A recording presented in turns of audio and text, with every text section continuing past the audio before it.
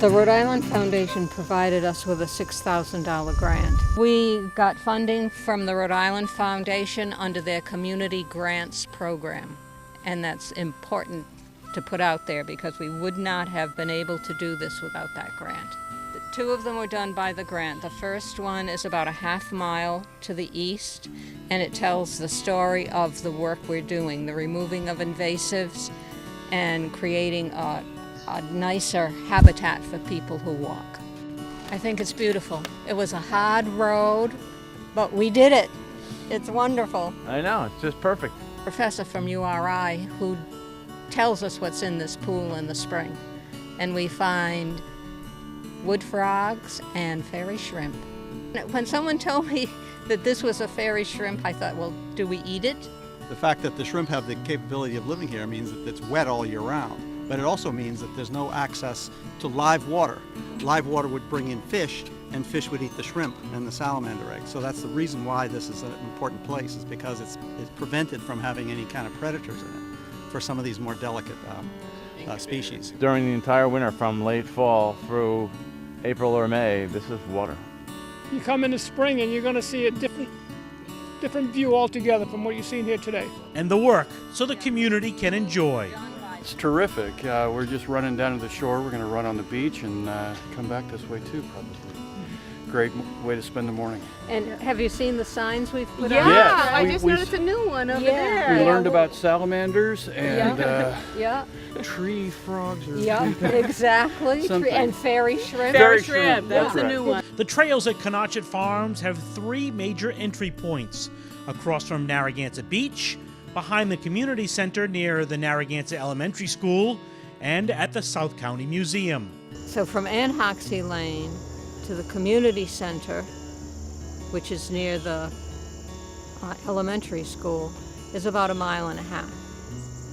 So if you walked out there and back, you'd be walking 3 miles. The Friends of Canochet volunteers spend countless hours battling the invasive species in hopes of promoting growth of the native plants. For any of the volunteers, the Friends of Canochet Farm provide all the necessary training, tools, and safety equipment. The east side of Lake Canochet, just across from Narragansett Beach, perhaps is the most publicly viewed area that is impacted by the Friends of Canochet Farm's efforts. You can see the thick leaves right there, right there. A little bit on the fringe. This is knotweed. That's what was all thick in here before, yep. And then once it gets started, it's hard to keep it back. So this stuff, what we do here is just cut it down. So hopefully it wears the plant out after time. There's really no way to dig it all out, but we try to discourage it. A lot of people walk the trail. So in some ways, more people get to enjoy what we're doing in there, but people get to see, a lot of people get to see what we've done along here, because this is a busy corner, which is why we selected it. And it made a difference in the number of people we had signing up to be members. All the dead knotweed was falling over into the pathway that people use both to get to the beach and just to go for a walk.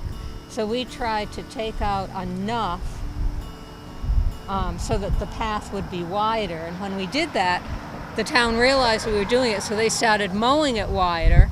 So in the process, we've got a pretty wide expanse since we collaborated without realizing we were collaborating. We started the beginning of April and we worked all the way until today. We start out every weekend and then we go to every other weekend, and then we only went once in August and now once in September.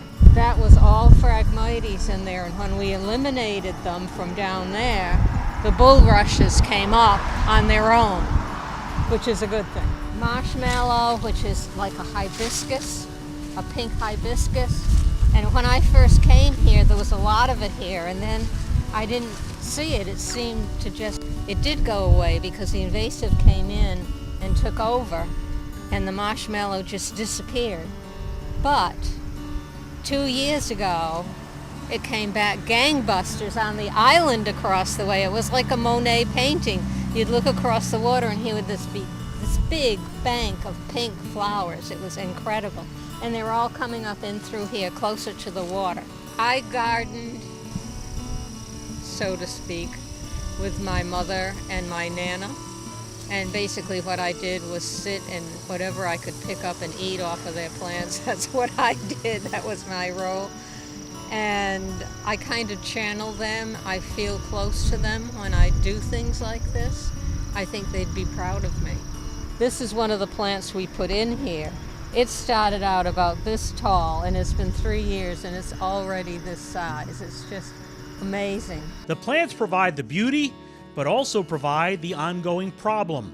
It was totally cleared away last year. This is just brand new growth. And one thing, people like to bring them into their houses for decoration, but in the process of doing that, they're distributing the seeds to a new location. So, please people, don't take bittersweet berries and porcelain berries and include them in your fall decorations.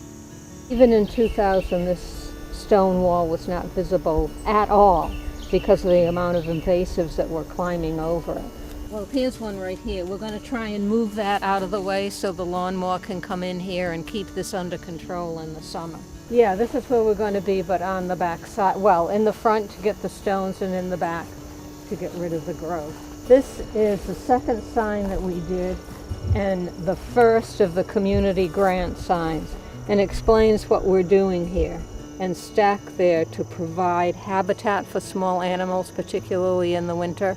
And this sign talks about that. It shows the seasons. Here's the winter, spring, summer, fall, and another shot of winter. But the work is not easy. First of all the tools need to be carted in before any of the work can begin. We worked hard to clear this wall, and now, of course, the invasives are coming back. We have a mower. In here, there's rocks that are down. So, and then the other thing you'd like to do, the stuff that's coming over the top of the wall is porcelain berry, which is throughout here. And if we can clear 4 or 5 foot on that back side, we can keep the front side clean. That's today's mission. The mission changes per day, depending on how many people we have and who wants to work, and what we've accomplished the week before. So what we try to do in these invasives this time of year is to cut things before they get into their full burying mode. Ready for lawn mowing and clearing on both sides. The quick progress on a beautiful Saturday morning Look at that. with only a handful of inspired volunteers. All to work on the trails for the community's enjoyment and to be inspired to help out. Canochet.org. And we can volunteer too? You can volunteer. Okay then. Do you want to? Sure. Volunteer groups also show up to help out. Even on a rainy day, it couldn't stop the URI Women's Rowing Team from showing up en masse to wheelbarrow in load after load of gravel to help fortify the trails. URI rowers team, the women from the rowers team are here to move gravel for us to smooth out the trail a little bit. They're a great group of women. They're always having a good time. I'm amazed at them. Good thing the hard-working rowing team is used to being a little wet. Good thing you guys like the water, huh? Yeah, we love it. Yeah, it's a water sport. And then she brings it in. And when the sun comes out, lots to enjoy on the ever-improving trails. The G4 indicates that if you have the geology trail map, you will find at location G4 an item that's on your map and explains it. We have the geology brochures at the kiosk at the end of the trail. And glacial erratics are stones or boulders that were moved by the glacier and deposited in an area that wasn't made up of the same material as this is. This basically is sitting on Narragansett granite, which is the bedrock of Narragansett. So right here is the beginning of a little loop which goes to the left here or straight ahead and makes a circle. We'll try going this way. We need to get new trees planted in there, new native trees. And I think we're going to be doing that this fall. But if you notice, there are shrubs growing out of the top of the rock, and that's because the rock has deteriorated and begun to provide soil, and then leaves have dropped on it, so the soil now is thick enough up there to support growth. And Narrow River comes down right up almost directly across here, and that's a glacial feature as well. And the Friends of Canochet Farms help to organize tours of the property by various types of experts. This one by Jim Carruthers of the South County Museum. Tour for Friends of Canochet Farm. We partnered with them since we started off, so we have a good working relationship.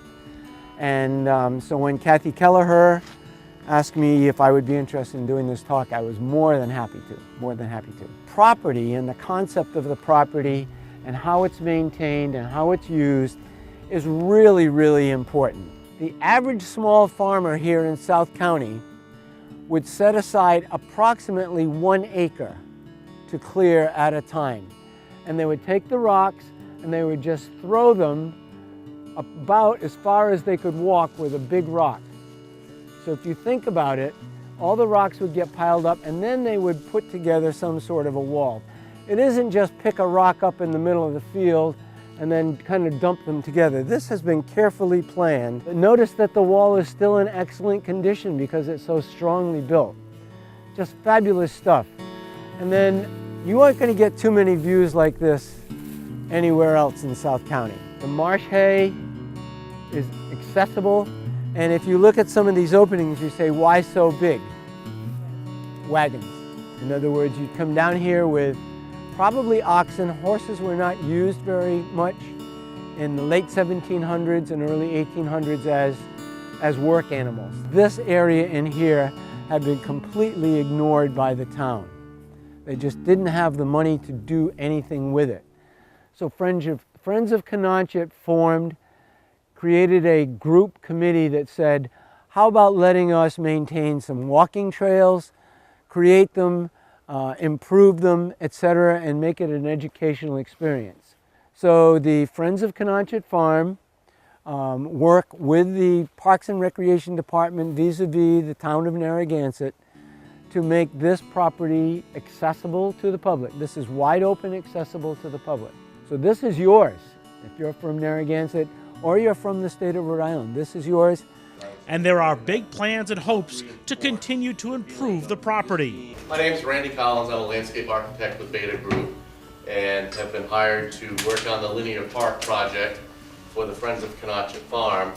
So the goal of the project is to create better connectivity from the museum to the beach, to the downtown, to the pier, and be able to present that as a way of creating a partnership where there can be a win-win scenario.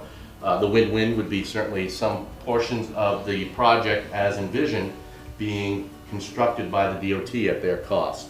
And to create a sense of interest with plantings and the grading that allow this to become a spot that's inviting for people who want to be over there. One of the things that we're going to explore as well is whether or not we can make a connection of the trail through this area.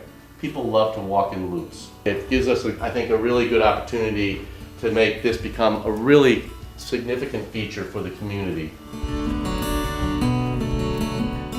And with the added improvements, even a more appealing area for community events. Oh, high five! New friends to be made when you join the Friends of Canochet Farm. Oh, that's lovely. See you later, Kathy. Yeah, bye-bye. Nice to meet you.